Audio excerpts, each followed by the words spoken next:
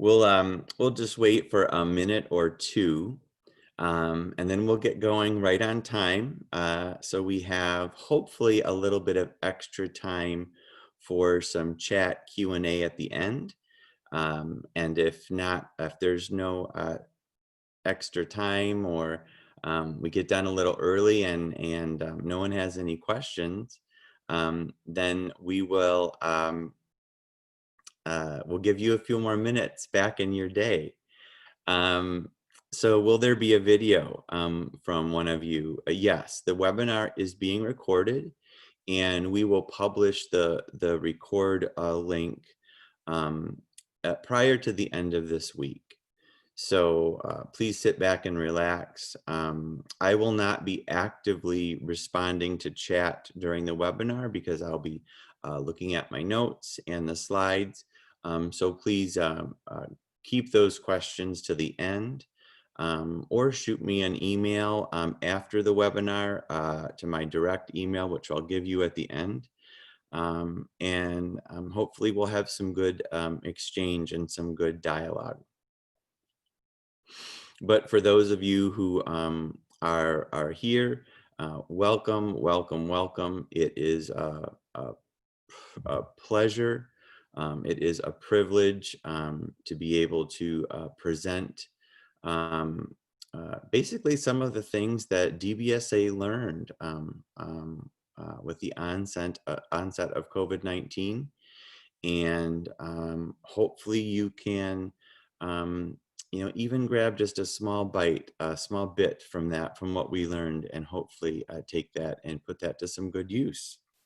So I'm going to minimize my chat for the moment and clear my throat one more time and get a drink of water. And I'm going to kick us off. Again, welcome to all of you who are able to join us today. To reiterate, it is an absolute privilege, and it is a pleasure for me to be here hosting this webinar. My screen went dark. There it went back. So again, thank you for participating in what will be and what is a two-part webinar series. Agile Adapting per the COVID-19 Pandemic, as sponsored by the National Council on Behavioral Health. This project is supported by the Center of Excellence for Integrated Health Solutions, funded through a grant award from SAMHSA, the Substance Abuse and Mental Health Services Administration. So once more, my name is Douglas Hulst, and I am the Peer Specialist Workforce Development Program Manager for the Depression and Bipolar Support Alliance, better known as DBSA. The Depression and Bipolar Support Alliance provides, my screen isn't going forward. That's hope, there we go. The DBSA provides hope, help, support, and education for millions of people who live with mood disorders. DBSA's mission is to serve the estimated 23 million people throughout the US who live with mood disorders. We believe in the strength and resilience of each person and support the individual's right to create his or her or their own path to wellness. So again, our focus today is in the first of our two-part series is how to transition to virtual peer support in time of a pandemic. So again, welcome to this experience today. So our agenda: what is peer support? What are support group meetings?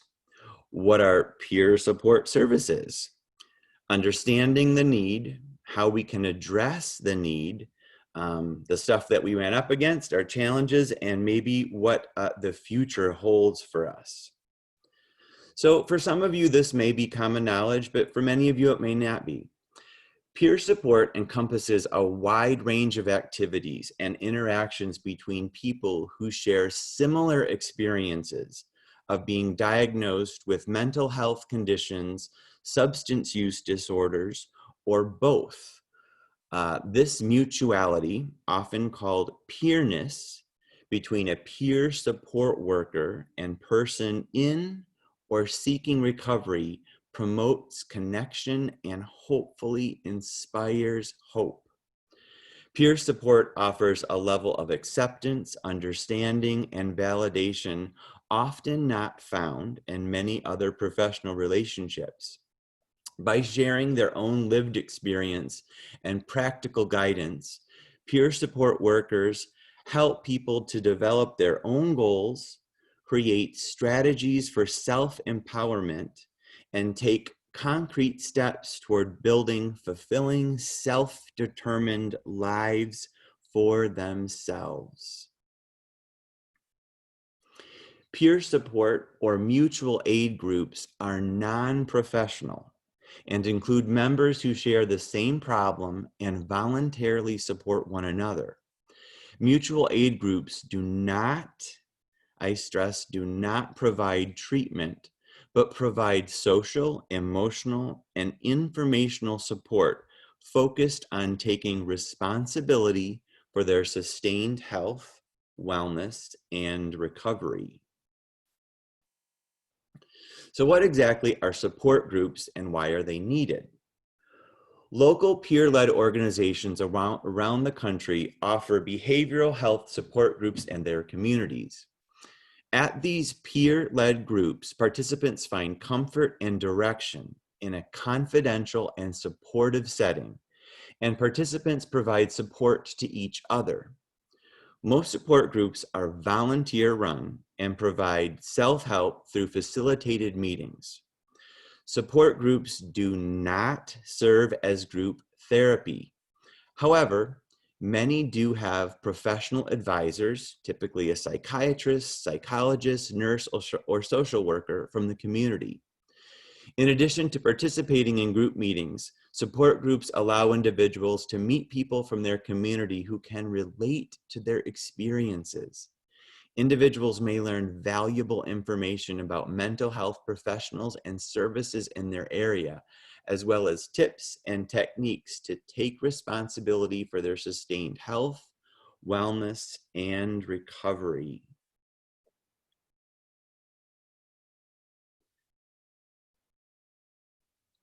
Peer support service is behavioral health care delivered by certified peer support specialists. They advocate for people in recovery, share resources and building skills, build community and relationships, and mentor and set goals. So understanding the need, right now that need is stronger than perhaps ever before. Why? Well, there's likely two primary reasons. One, with the onset of the COVID-19 pandemic, support groups of all kinds were forced to stop as physical distancing measures were mandated. Obviously, an in-person support group is no longer an option when it is recommended or mandated that people no longer gather in person. But the need for support groups obviously did not go away. Second, the uncertainty, confusion, chaos, and tremendous loss, both human and financial, has created a new stress, a new anxiety, a new layer of depression as connected to these two things. So sadly, it's obviously a double whammy, and that the public is needing support from support groups, but the old paradigm of in-person groups is no longer feasible. So this is especially troublesome when one takes a look at new mental health statistics as connected to COVID-19. So, according to the Census Bureau, a third of Americans now show signs of clinical depression or anxiety. Think about that, 1/3, twice as high as before the pandemic. Our own chair of the DBSA Scientific Advisory Board, Dr. Roger McIntyre, shares that we can expect 7,000 additional lives lost to suicide in direct correlation to unemployment brought on by the pandemic. Many people who may have been experiencing low levels of symptoms and because of stigma ignored them are now in crisis without any experience in how to cope or where to turn for help. Seniors are particularly vulnerable. They may have spent years living with undiagnosed depression or anxiety, only to have reached a tipping point through fear of contracting the virus and the self-imposed isolation because of the risk group they are in. Another somewhat obvious area of concern is for our medical professionals. While this group has historically been at high risk for mental health conditions, the toll of being on the front line for so long without adequate time to recover their own sense of mental health and wellness is being seen. The professional the professional culture among healthcare workers is one of stoicism. Oftentimes, keep your emotions neutral as you deal with the day-to-day stressors of delivering care, even in the best of times or environment. And even for those fortunate to recognize the need for help, their self-quarantining prevents them from seeing a clinician in a traditional in-person fashion. But, with every crisis, there comes opportunity, even this immense crisis. As stigma associated with mental health conditions gives way to the inability to no longer accept the status quo, many people who in the past may have ignored their condition might now also seek help. There is a need. There is a shortage and there is a solution, and that solution can be peer support. So how can we face that? Our leadership here at DBSA was carefully observing the pandemic's progression in the early months of 2020. As of mid-March, we acted quickly and even somewhat aggressively to best position the organization to best help those in greatest need during the crisis. There are 3 key actions an organization can take in a moment of crisis, or at least which we took in this moment. Number 1, quickly pivot and assess your organizational capacity to be able to offer more peer support. Number 2, ask funders to pivot with you and assist in offering more support. And finally, number 3, seek new funding opportunities as they become available. So for us, step 1 was to assess where we were and then begin to pivot where we wanted or were hoping to go. Prior to the onset of the COVID-19 pandemic, DBSA was offering online support groups that were offered via video conferencing. So we were already doing online support groups in a limited fashion before so. Building on this expertise, we supported our chapters in transitioning to online support groups. And roughly, here is that sequence. We had 6 online support groups before COVID-19, but we were in line to open an additional 5. These were then repurposed from the original plan. We secured funding to add an additional 3 groups. One was targeted to veterans, and the other 2 were set to be geo-targeted or location-targeted.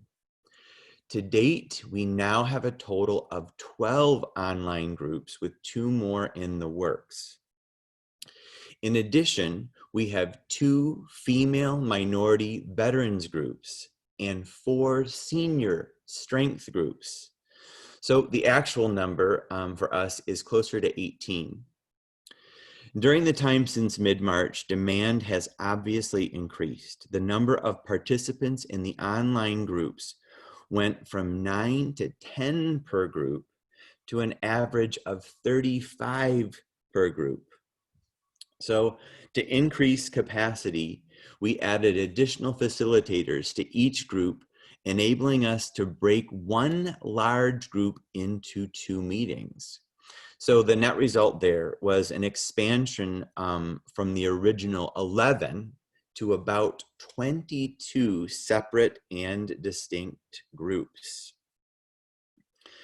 Yes, stick with what you know and do it well. DBSA knows support groups well, so we tried to stick with that.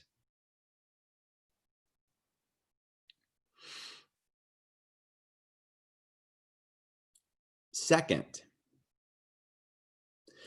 the second step for us was adapting as we needed to, was to work with our current program funders, to partner with them to analyze the projects they are currently supporting, working together to identify programs that are either going to come to complete halt or to slow down to a near minimal level of effectiveness, and then look at key needs being addressed and met prior to COVID-19. Assess if these needs are able to proceed as is, or if there is a logic in making a swift adaptation. Engage with your funders and partner with them to identify the problem and potential solutions. And here's a key element: request both feedback and approval to adapt with their support. Again, partner, partner, partner. Most right now are really willing to do that. So finally, the third step, and this one I think is so obvious it cannot be obvious, and I believe is important to really state explicitly. It's important for you to not sit back and just maintain the status quo. Please do not cautiously only maintain the programs which are already in place and only wait for additional support. Your third, or our third action step here is to do just that. Take action. Given the pandemic, many funders and grantors did pull some elements of support. However, many also loosened up existing funds already in motion, or even created new opportunities that were not even existing. So the simple point here is that the pandemic has generated new proposals, new grants, new opportunities. An organization is truly well served to, again, take action, dive in, and research these new opportunities. And then, of course, apply for them, apply for them, apply for them. Acting quickly can actually be a huge part of landing an award. Sometimes simply acting as quickly as possible can actually land that award. An organization is well poised if there are some basic structures in place which support quick application during a process, the grant application process. Obviously, each grant is unique and each application must be tailored to each award.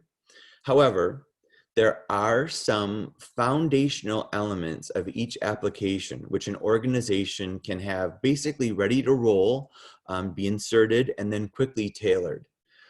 Take time to outline what some of these core application elements may be for your organization, and then simply have them ready and waiting on the side whenever a sudden opportunity arises, because they can come, I'm sure, as most of you know, when least expected. So, challenges. Key challenges.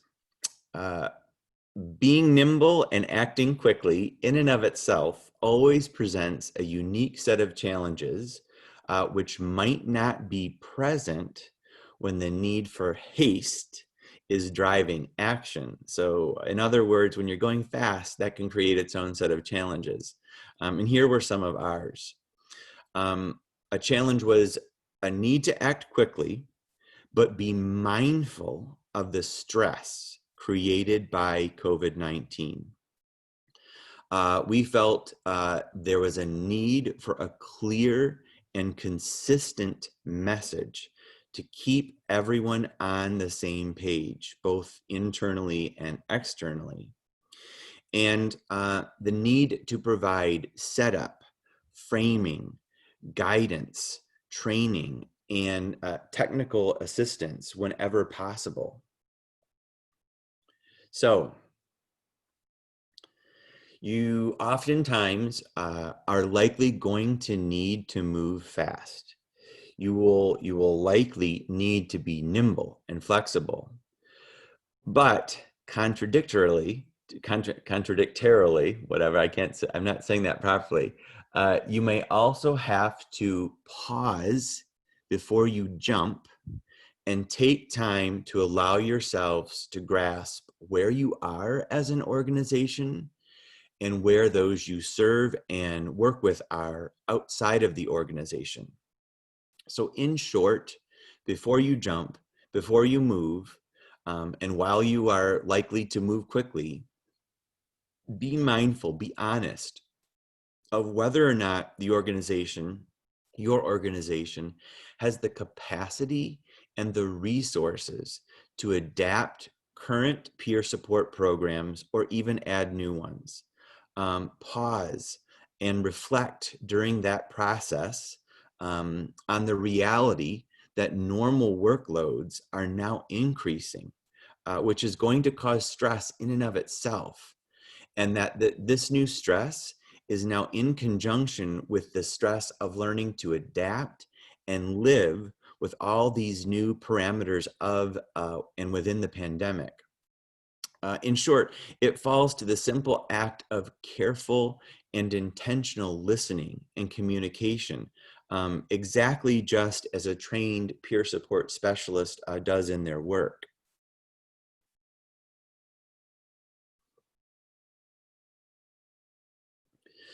So this slide, understanding and mitigating limitations of virtual peer support. So video conferencing technology is not, nor never will it be, face-to-face or in person. There are a couple of key points which can help elevate the experience to mimic, and I stress the word mimic, not replace, being face-to-face with individuals. So some research shows such mimicking is important in bringing the virtual closer to appearing like being face-to-face. So a few bullet points here. When possible, webcams should provide quality audio and video because oftentimes they don't or can't. Webcams should be able to show clearly face, shoulders and up, and whenever possible from the torso and up. Standing, stretching, and moving while on camera, when designated as intentional and purposeful, is not distracting, but is needed and necessary as we go more and more online with video conferencing. And then finally, consider where desks and workspaces are and strive to create them in more open areas which foster the above and hopefully influence the bullet points that I mentioned.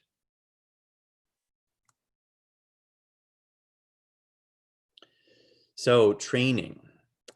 Finally,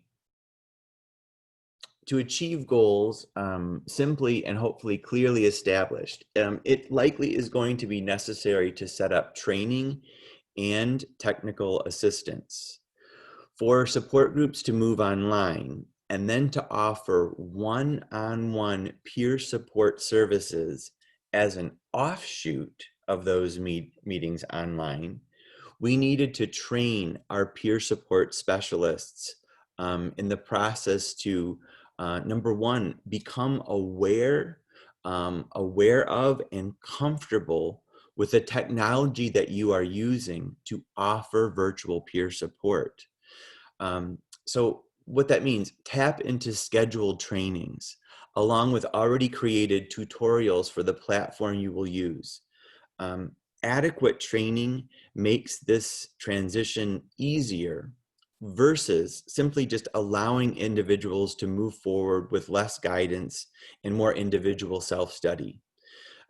In order to push forward, we here at DBSA found value, immense value, in scheduling time to conspicuously learn how to host a DBSA support group first, and then use the platform of our vendor partner. And then finally, we actually developed new SOPs, standard operating procedures, and carefully reviewed them with staff. We paid attention and we tried not to skimp when we had funding and available extra time on these important steps. And they certainly helped us in better delivering quality virtual peer support services. So I'm going to take a drink of water here. With all the haste and the moving forward quickly and the obstacles, I am happy to share with you that there certainly came successes. And I think one of those successes is actually being able to share this information with you right now. So two things here that I would like to outline as key successes for us. So traditionally, DBSA does not offer direct services as a component of what we provide as support to our chapters and then the support groups which result from these chapters. We do, though, as of about mid-2019, through our grant-funded demonstration projects, we offer direct peer support services as connected to our mission to create greater public awareness of the existence and the relevance of peer support specialists. So through what we call, through our demonstration projects, not research-oriented projects, but demonstration projects, we are able to continually elevate the influence of the role of the peer support specialist in the behavioral health workforce. And as such, we have peer support specialists working with seniors struggling with depression. These seniors are referred via our partner clinic in Los Angeles. And as we move forward with quickly expanding our online support group presence, a very large aha and ultimately a nice success was our idea to offer one-on-one peer support services to seniors attending these groups. So in other words, we were doing peer support with seniors, and now they were attending online support groups. And at the end of the support group, we could say to individuals, perhaps not connected to our program, would you like one-on-one peer support service? And that was a huge aha and huge success for us. And then in short, at the conclusion of an online support group, which I kind of already stated, the facilitator offers to extend the services of the support group meeting by providing that free one-on-one service. So what happens is if you have the email address of the support group attendees, what we do is we follow up with them after the support group with a personal invitation to receive one-on-one peer support services.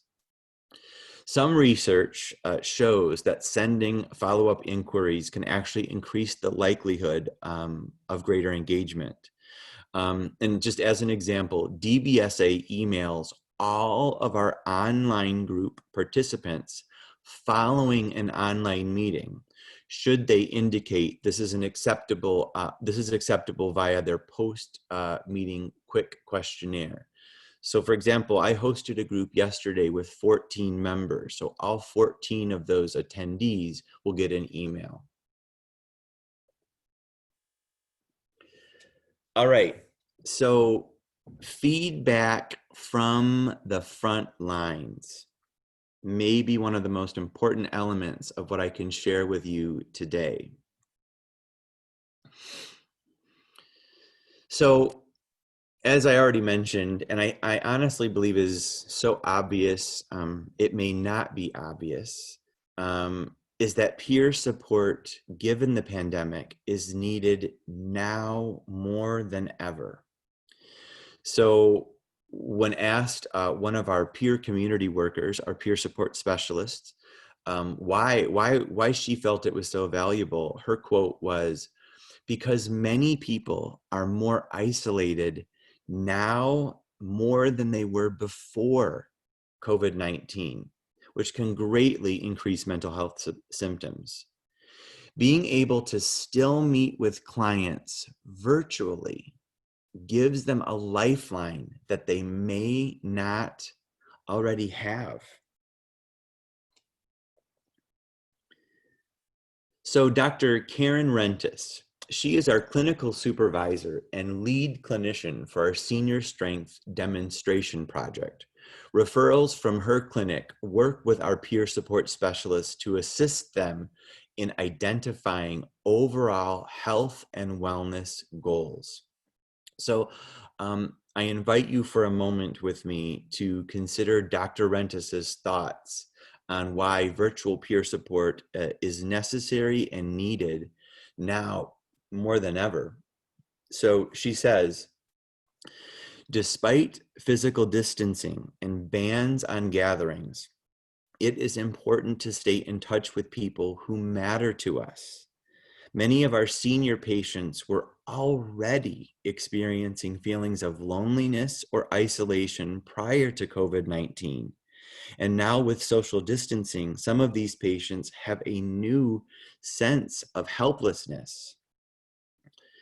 She continues, "We are noticing that connecting with a peer via virtual or telehealth platforms is bringing huge relief to those feelings of helplessness. Although not necessarily intended, we are seeing that patients are more inclined to connect with their healthcare providers through the same platforms." And then she concludes, "Not only do they benefit from the support of the peer, they are also learning to use new technologies that are allowing them to connect with their care providers and family and friends. The idea of successfully using a new technology like Zoom or an online support group is bringing a new sense of accomplishment."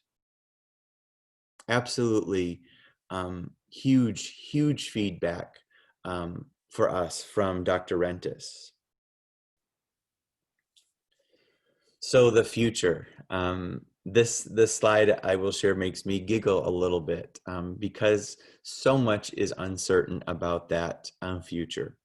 But it's important that we obviously begin to think about it and begin to plan, even if loosely, for what the various scenarios of that future could be. Recently, DBSA surveyed its email community to find out how telehealth services are being utilized while people are sheltering in place. The survey opened on April 14 and closed on May 20th. 85% of the respondents to this survey live with a mood or anxiety disorder. So, 78% of the survey respondents are utilizing telehealth services. Excuse me. The vast majority, 96%, are new to these services. 41% indicated they had been receiving telehealth services for the last several months, and 55% in just the last few days or weeks. Almost a quarter of the respondents accessing telehealth shared that their reasons for using this service were because, number one, it costs less than going to the provider's office. Number two, work or family demands made meeting this way more convenient. And number three, they live too far away to visit the provider in person. It is possible we can make the same correlation to receiving peer support services. If the services are more convenient, then perhaps we will see an increase in their use.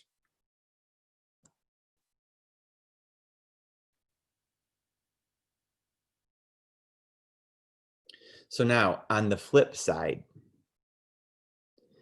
of the 21% who shared that they are not participating in telehealth services, almost 1/3 shared that the reason for not using these services was related to affective nuances, such as finding it harder to express their thoughts or that they felt awkward or nervous using the technology.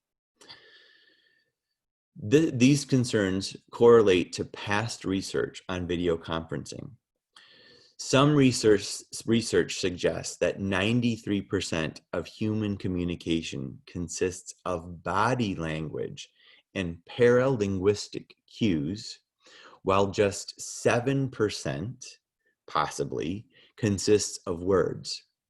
We know, for example, that we inherently pick up on cues such as heart and pulse rates and make interpretations based on these unseen cues.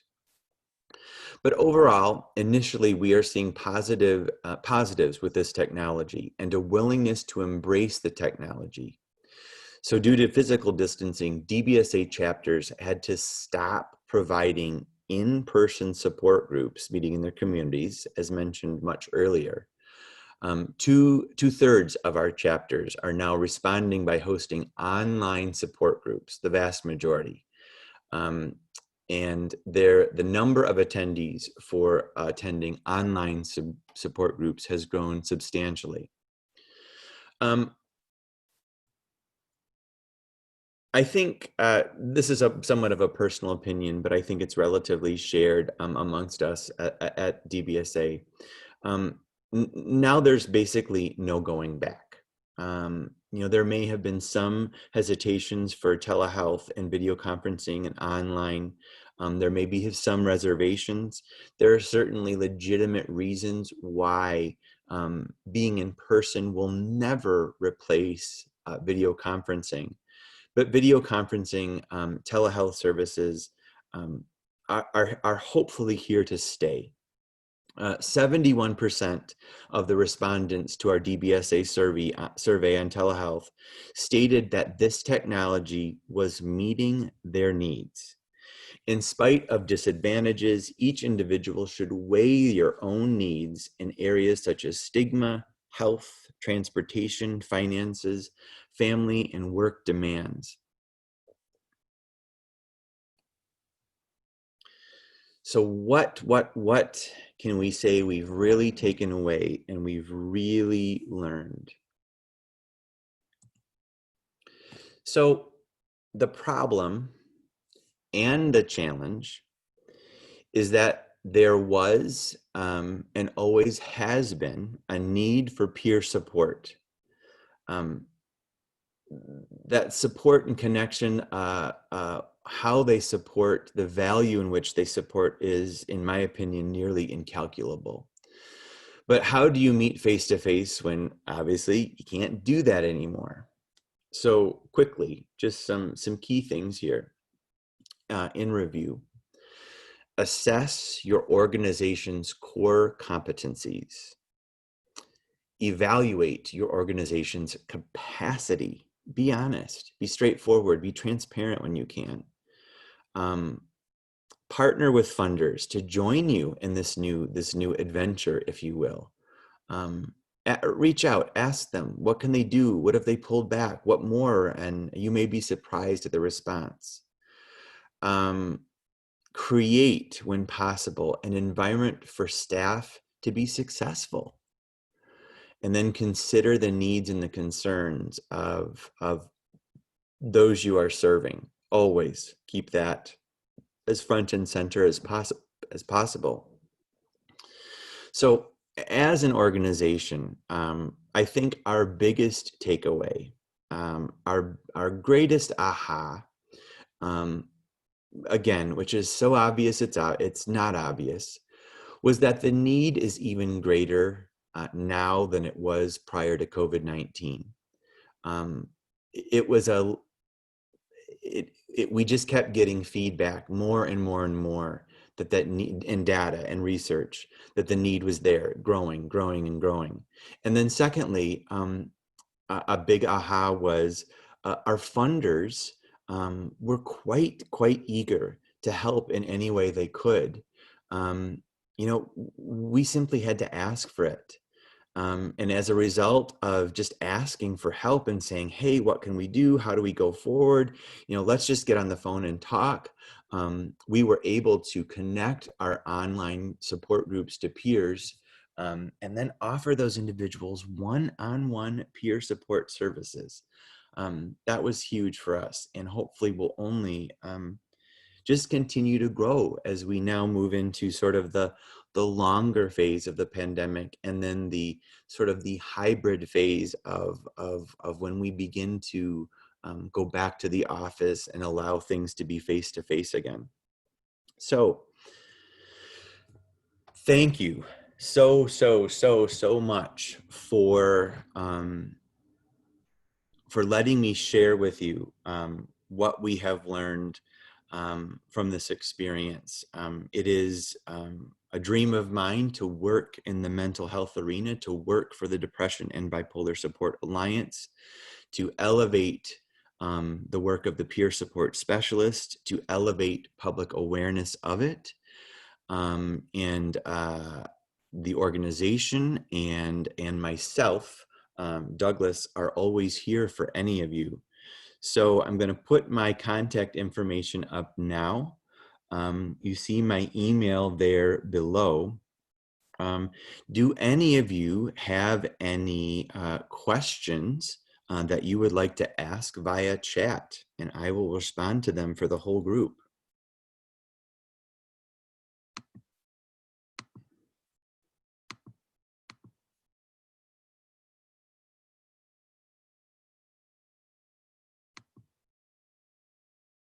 I'll just give a pause here.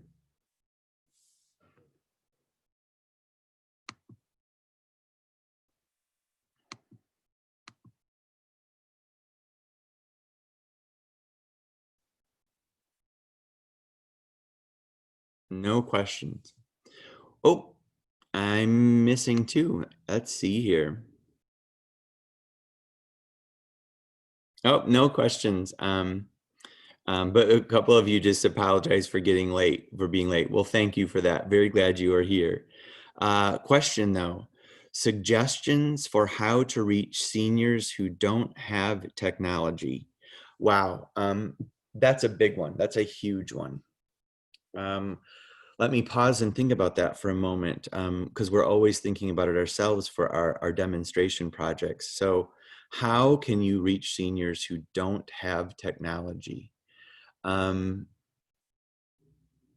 That is, well, I think the best way to respond to that question, Jody, is to be very truthful with you and transparent. And that as of yet, we haven't blatantly had that problem. So why? How can I answer that? Because every peer that we have served has at least had a landline telephone. So if we cannot do a FaceTime video or iPad video or Zoom meeting or WebEx or whatever, we have always at least been able to connect with an individual just via the telephone, via a landline. And, I can share with you too that those will continue to do that. And many, I shouldn't say many, several of those that we serve, they'll use both. Some days they'll just say, oh, I'll just call me on the phone today, or I'm not in the mood to be, I got up too late and I didn't have time to do my hair, my makeup, or whatever. But just using the landline. Now, how would you reach an individual that does not even have technology such as a landline? Frankly, I think the only way to do that is to do a physical distanced in-person meeting. And again, that would be hard to orchestrate if there were no basic telephone services. But that ultimately, I think, would be the answer, is you meet face to face, but it has to be with safe physical distancing protocols.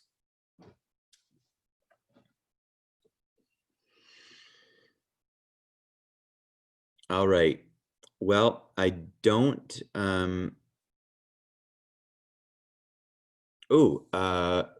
Okay, thank you. I've got some more from Jean. Tips and techniques for facilitating support groups on Zoom. Well, I can certainly share some tips and techniques. I facilitate myself a support group every Tuesday afternoon, and it is an absolute pleasure and privilege to do that. So thinking on the fly out loud about that great question, Jean, the first thing I would share with you is I try to prepare for those groups. And what I mean by that is, even though this workload and the schedule can be a challenge for me, I try to give myself time to pause to prepare for that group. And again, it's things that are so obvious, they're not obvious. So I allow myself, I make sure that I have a glass of water by my side. I make sure that I, have used the restroom. If there's a specific topic that I want to cover, I make sure that I'm prepared for that topic.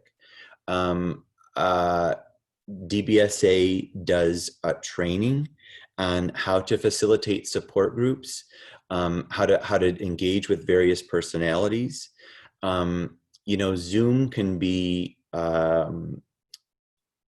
tricky. I hesitate to use the word tricky, but maybe it can be a little bit tricky. And we touched upon it in this presentation a little bit. When you are mindful about where you place your webcam, so I'm sure many of you have noticed, sometimes you'll get a webcam looking at the ceiling, or sometimes you'll get somebody's forehead. Very purposefully positioning it in a way that frames your face or your shoulders or torso well. Allowing a group to see your body language, as mentioned earlier, is going to be likely a positive for them. If a group runs long, or is, if you're concerned about the topic being interesting or whatever, requesting individuals to stand and stretch, take 3 deep breaths.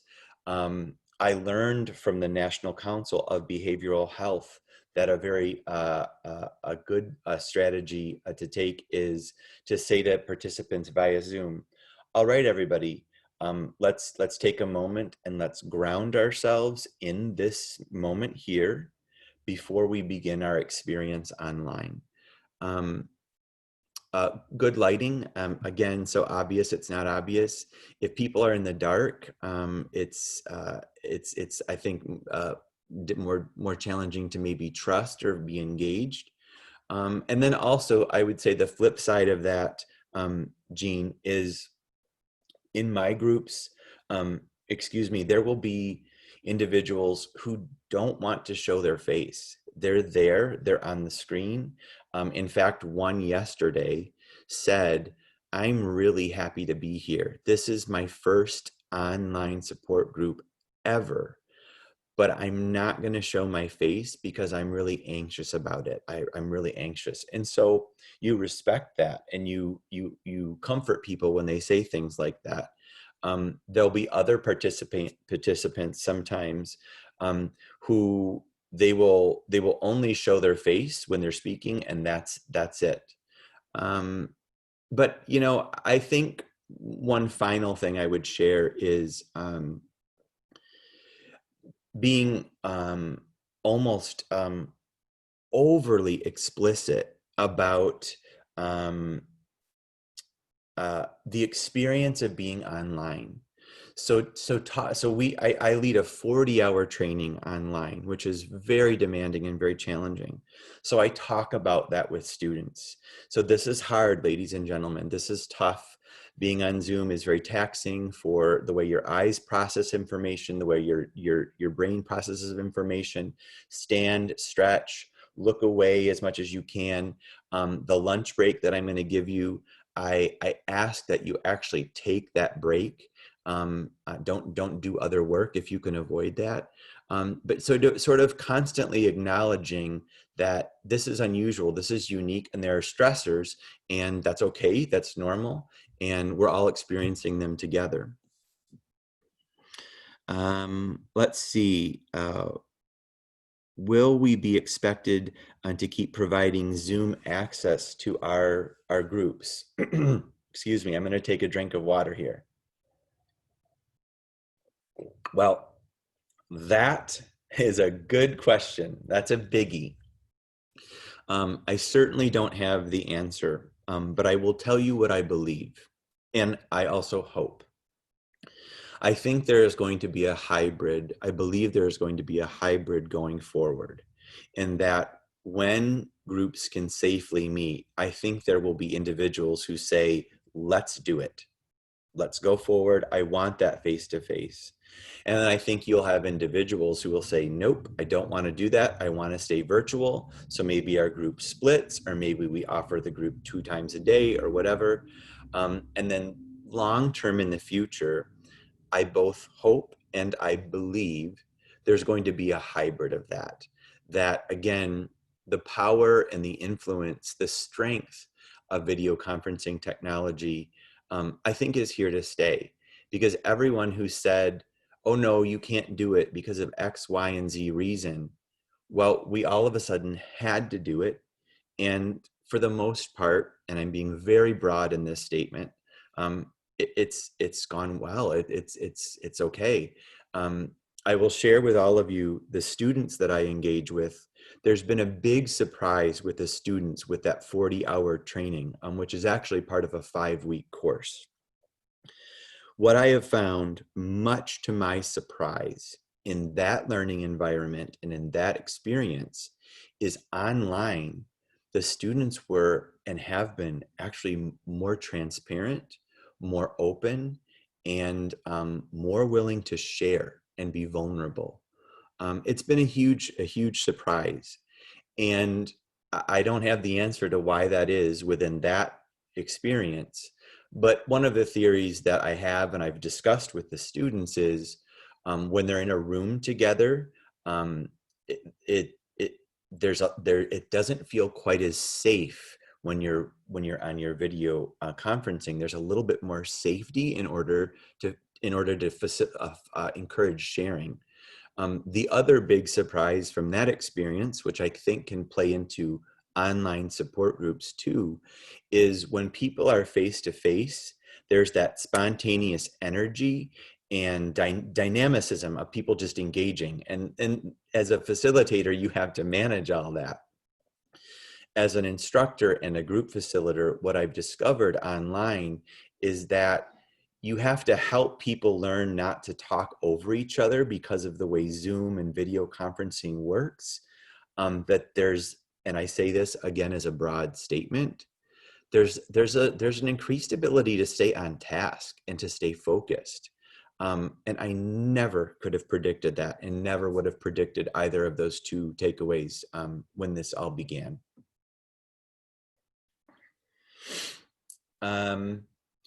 But all right, ladies and gentlemen, I cannot thank you enough for the pleasure and the privilege of being here with you all. Again, this is part 1 of our experience. Part 2 is September the 2nd, I believe. I'm not looking at my calendar, but I believe it is Wednesday the 2nd, same time. There will be more promotion for that. I hope that you will join us for that experience as well. That second experience is about just sharing resources for all of you to tap into that can help assist in the virtual processes. So with that, a final thank you all so much. Please take care of yourselves. Please reach out to me directly if you have a question. You can see it down below, but again, it's D as in David, H as in Harry, U as in under, L as in Larry, S as in Sam, T as in Tom, at dbsalliance.org. And look for the email when the presentation recording will be available very soon. So everyone, 5 extra minutes to enjoy your day and to practice some self-care and take care of yourselves. And I hope to see you soon. And I hope that you are all well during these times.